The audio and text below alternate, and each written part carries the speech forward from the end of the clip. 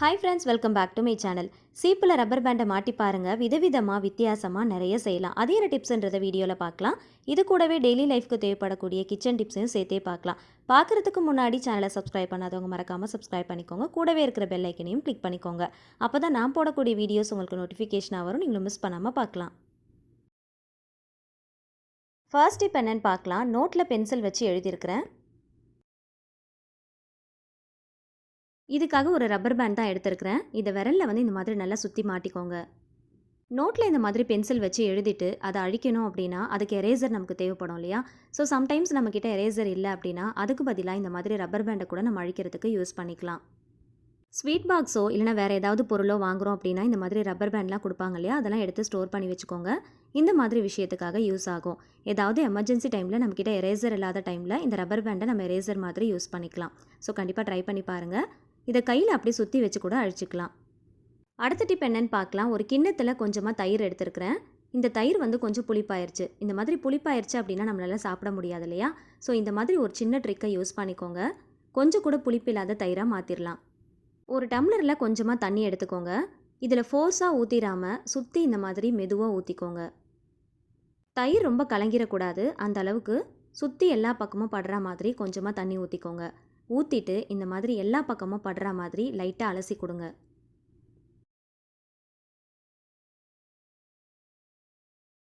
நம்ம ஊற்றிருக்கிற தண்ணி தயிரில் எல்லா பக்கமும் படுற மாதிரி லைட்டாக அலசி கொடுத்துட்டு ஒரு 10 நிமிஷத்துக்கு அப்படியே வச்சிடலாம். 10 நிமிஷம் கழித்து அந்த தண்ணியை மட்டும் தனியாக ஃபில்டர் பண்ணி எடுத்துக்கோங்க. இந்த தண்ணியை லைட்டாக டேஸ்ட் பண்ணி பார்த்தீங்க அப்படின்னா அந்த அளவுக்கு புளிப்பாக இருக்கும். ஸோ இந்த தயிரில் இருக்கிற மொத்த புளிப்பு தன்மையும் இந்த தண்ணியில் வந்துடும். இப்போ இந்த தயிரை நம்ம சாப்பாடில் போட்டு பிசைஞ்சு சாப்பிட்றதுக்கோ இல்லைனா ஏதாவது ரெசிபி செய்கிறதுக்கோ யூஸ் பண்ணிக்கலாம்.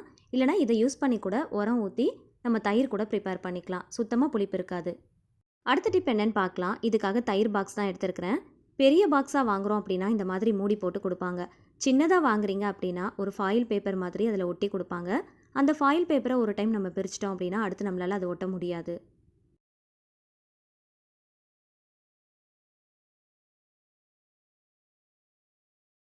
அந்த மாதிரி சின்ன பாக்ஸாக நம்ம வாங்கி யூஸ் பண்ணுறோம் அப்படின்னா ஓப்பன் பண்ணதுக்கப்புறமா அதை அப்படியே எடுத்துகிட்டு போய் நம்ம ஃப்ரிட்ஜில் வச்சோம் அப்படின்னா கண்டிப்பாக அதில் வந்து பாக்டீரியாஸ் வரதுக்கு நிறைய சான்ஸ் இருக்குது. ஃப்ரிட்ஜில் வெஜ்ஜு நான்வெஜ்ஜுன்னு எல்லாத்தையும் ஒன்றா சேர்த்து தான் நம்ம ஸ்டோர் பண்ணி வச்சுருப்போம். ஸோ அதனால் எந்த ஒரு பொருளையுமே ஓப்பனில் வைக்கவே கூடாது.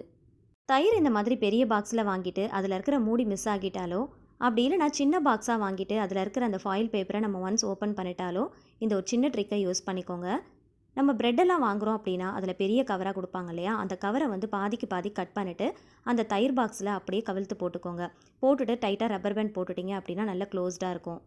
சின்ன பாக்ஸாக வாங்குறீங்க அப்படின்னா அந்த சைஸ்க்கு ஏற்ற மாதிரி சின்னதாக கட் பண்ணிவிட்டு கூட நீங்கள் யூஸ் பண்ணிக்கலாம். ஸோ இது ரொம்பவே யூஸ்ஃபுல்லாக இருக்கும். ஸோ எப்பயுமே ஓப்பனில் வைக்காமல் க்ளோஸ்டாக வைங்க. இல்லைனா பாக்டீரியாஸ் வந்து ஃபார்ம் ஆகிறதுக்கு நிறைய சான்ஸ் இருக்குது. சில டைம் பார்த்தீங்கன்னா தயிரை ஓப்பனில் வச்சோம் அப்படின்னா ஒரு பச்சை கலரில் பூஞ்சைகள் மாதிரி வர ஆரம்பிச்சிரும். அடுத்த டிப் என்னன்னு பார்க்கலாம். இதுக்காக ஒரு சேஃப்டி பின் தான் எடுத்துருக்கிறேன். இப்போ மாத்திரையுடைய ஒரு கவர் எடுத்துருக்கிறேன். மாத்திரையுடைய பேக் சைடில் பார்த்தீங்கன்னா இந்த மாதிரி ஃபாயில் கவர் இருக்கும் இல்லையா? ஸோ அதை மட்டும் தனியாக எடுத்துக்கோங்க. இந்த மாத்திரை கவரை இந்த மாதிரி பேக் சைடில் திருப்பி இந்த மாதிரி 4ஆக ஃபஸ்ட்டு மடித்து எடுத்துக்கோங்க. 4 குட்டியை மடித்ததுக்கப்புறமா சேஃப்டி பின்னில் குத்தி விட்டுக்கலாம். மாத்திரை கவரை சேஃப்டி பின்னில் குத்திட்டு நல்லா அழுத்தி விட்டு நல்லா அப்படியே உருட்டி விட்டுருங்க. இந்த மாதிரி செய்யும் போது நம்ம அதில் மாட்டியிருக்கிறது சுத்தமாக நமக்கு தெரியவே தெரியாது. மாத்திரை கவரில் ஃப்ரண்ட் சைடில் கலரும் இல்லைனா எக்ஸ்பைரி டேட்டோ பிரிண்ட் ஆகிருக்கும். ஆனால் பேக் சைடில் பார்த்தீங்கன்னா அந்த ஃபாயிலுடைய கலர் மட்டும்தான் இருக்கும். ஸோ நம்ம யூஸ் பண்ணியிருக்கிற சேஃப்டி பின்னும் அதுவும் ஒரே கலரில் இருக்கிறதுனால நம்ம மாத்திரை கவர் மாட்டியிருக்கிற மாதிரி சுத்தமாக தெரியவே தெரியாது. இதை எதுக்காக யூஸ் பண்ண போகிறோன்னு பார்த்தீங்கன்னா நம்ம சாரீஸ் கட்டும் போதோ இல்லைனா ரொம்ப சாஃப்டான ஷால்ஸ் யூஸ் பண்ணும் போதோ சேஃப்டி பின் யூஸ் பண்ணி பின் பண்ணுவோம் இல்லையா? ஸோ அந்த மாதிரி பண்ணும்போது சாரீஸ்லேயோ இல்லை ஷால்ஸ்லேயோ இந்த சேஃப்டி பின் உள்ளே போய் மாட்டிக்கும். அந்த மாதிரி மாட்டாமல் இருக்கிறதுக்கு குட்டியாக இந்த மாதிரி மாத்திரை கவரை போட்டுட்டு நம்ம பின் பண்ணோம் அப்படின்னா உள்ளே போய் மாட்டாமல் இருக்கும். ஆல்ரெடி ஒரு டிப்ஸில் நான் ஷேர் பண்ணியிருந்தேன். சேஃப்டி பின்னுடைய கார்னரில் பசங்களுடைய மணிலாம் இருக்கும் இல்லையா? பாசி மணி, அதை போட்டுட்டு கூட நம்ம சேஃப்டி பின்னை யூஸ் பண்ணிக்கலாம். சப்போஸ் நம்மக்கிட்ட அந்த பாசி மணிலாம் இல்லாத டைமில் குட்டியாக ஒரு மாத்திரை கவர் இருந்துச்சுனாலே போதும். இந்த மாதிரி சேஃப்டியாக யூஸ் பண்ணிக்கலாம். ஸோ கண்டிப்பாக ட்ரை பண்ணி பாருங்கள். இந்த மாதிரி மாத்திரை கவரை நம்ம இதில் போட்டிருக்கிறதுனால பார்க்குறதுக்கு அசிங்கமாக தெரியுமான்னு யோசிச்சிங்கன்னா கண்டிப்பாக தெரியவே தெரியாது. ஏன்னா நம்ம போட்டிருக்கிற அந்த சேஃப்டி பின்னுடைய கலரும் அந்த மாத்திரையுடைய கலரும் ஒரே மாதிரி இருக்கிறதுனால சுத்தமாக தெரியாது. அடுத்த டிப்ஸ் என்னென்னு பார்க்கலாம். அப்பளம்லாம் வாங்குறீங்க அப்படின்னா இந்த ஒரு சின்ன டிப்பை ஃபாலோ பண்ணிக்கோங்க. அப்பளத்தை கவரோட வச்சிட்டோம் அப்படின்னா ஒரு மாதிரியான ஸ்மெல் வரும். அந்த மாதிரி வைக்காதீங்க. எப்பயுமே வந்து வாங்கிட்டு வந்த உடனே பாக்ஸில் வந்து ஸ்டோர் பண்ணி வச்சுக்கோங்க. பாக்ஸில் ஸ்டோர் பண்ணுறதுக்கு முன்னாடி இந்த ஒரு சின்ன டிப்பை ஃபாலோ பண்ணிக்கோங்க. அப்பளத்துக்கு மேல் பக்கம் பார்த்தீங்கன்னா ஒரு மாவு மாதிரி இருக்கும். அதை தட்டினோம் அப்படின்னா அந்த மாவு வந்து அப்படியே கொட்ட ஆரம்பிச்சிடும். இதை நம்ம அப்படியே வந்து எண்ணெயில் போட்டு பொரிச்சோம் அப்படின்னா எண்ணெயில் சீக்கிரமாக கசடு தங்கும். அந்த எண்ணெயோட நிறமும் மாறி போயிடும். ஸோ அந்த மாதிரி ஆகாமல் இருக்கிறதுக்கு மேலே இருக்கிற அந்த மேல் மாவை நல்லா வந்து ஒரு டிஷ்யூ பேப்பரோ இல்லைனா கிளாத்தோ வச்சு நல்லா சுத்தமாக தொடச்சிட்டு அதுக்கப்புறமா பாக்ஸில் ஸ்டோர் பண்ணி வச்சுக்கோங்க. அப்பளத்தை பாக்ஸில் ஸ்டோர் பண்ணுறதுக்கு முன்னாடி அடியிலையும் மேலேயும் கொஞ்சமாக மிளகு தூவிட்டு நல்லா டைட்டாக க்ளோஸ் பண்ணிவிட்டு ஸ்டோர் பண்ணி வச்சுங்க அப்படின்னா ரொம்ப நாள் ஆனாலும் அப்பளம் நல்லாயிருக்கும். அடுத்த டிப் என்னன்னு பார்க்கலாம். வாழைக்காய் வாங்கிட்டு வரும்போது நல்ல பச்சை பசேல்னு இருக்கிற மாதிரி இருக்கும். ஒரு 4-5 நாள் ஆயிடுச்சு அப்படின்னா கொஞ்சம் பழுத்து போன மாதிரி ஆகிடும். அந்த மாதிரி ஆகாமல் இருக்கிறதுக்கு ஒரு ஈர துணியை நல்லா சுற்றிட்டு ஃப்ரிட்ஜில் வச்சு ஸ்டோர் பண்ணிங்க அப்படின்னா வாங்கிட்டு வரும்போது எந்த அளவுக்கு காயாக இருந்ததோ அதே மாதிரி 10-15 நாள் ஆனாலுமே நல்ல காயாகவே இருக்கும். ஸோ கண்டிப்பாக இதே போல் நீங்கள் ட்ரை பண்ணி பாருங்கள். அடுத்த டிப் என்னன்னு பார்க்கலாம். இதுக்காக ஒரு சின்ன பாக்ஸ் தான் எடுத்துருக்கிறேன். இதில் கொஞ்சமாக மஞ்சத்தூள் சேர்த்துக்கோங்க. இது கூட கொஞ்சமாக டால்கம் பவுடர் ஆட் பண்ணிக்கோங்க. சேர்த்துட்டு நல்லா மிக்ஸ் பண்ணி விட்டுக்கோங்க.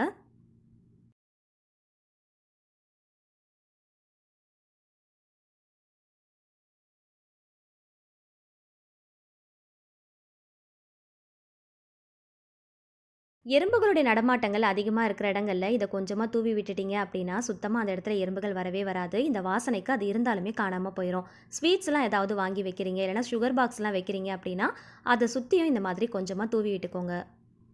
பால் பாத்திரம்லாம் வைக்கிறீங்க அப்படின்னா அதை சுற்றியுமே இந்த மாதிரி கொஞ்சமாக தூவிட்டு வச்சிங்க அப்படின்னா எறும்புகள் வந்தாலுமே அந்த பால் பாத்திரத்துக்குள்ளே போகாது.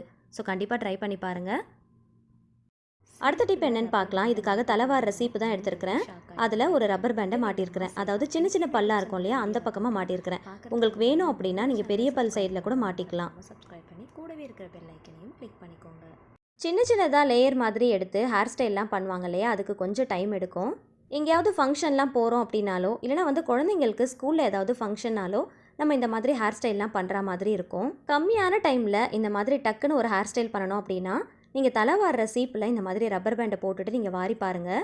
அதுவே வந்து ஆட்டோமேட்டிக்காக லேயர் மாதிரி தெரியும். சீப்பில் ரப்பர் பேண்டை மாட்டிட்டு ஒரே ஒரு வாரினாலே போதும். அப்படியே வந்து ஃபுல்லாக லேயர் மாதிரி வந்துடும். அப்படியே நம்ம பின் பண்ணிடலாம். நான் சின்ன பல்லு இருக்கிற சைடில் யூஸ் பண்ணியிருக்கிறதுனால சின்ன சின்ன லேயர்ஸாக வந்திருக்கு. நீங்கள் பெரிய பல்லு இருக்கிற சைடில் யூஸ் பண்ணீங்க அப்படின்னா பெரிய பெரிய லேயர்ஸாக வரும். ஒரு பக்கம் ரப்பர் பேண்ட் போட்டு வாரியிருக்கேன், ஒரு பக்கம் ரப்பர் பேண்ட் போடாமல் வாரியிருக்கேன். ஸோ ரெண்டுத்துக்கும் உள்ள டிஃப்ரென்ஸ் உங்களுக்கு பார்த்தாலே தெரியும். யாருடைய ஹெல்ப்பும் இல்லாமல் நீங்களே ஓனாக உங்களுக்கு ஹேர் ஸ்டைல் பண்ணணும் அப்படின்னா கூட இந்த டிப் ரொம்பவே யூஸ்ஃபுல்லாக இருக்கும். ஸோ கண்டிப்பாக ட்ரை பண்ணி பாருங்கள்.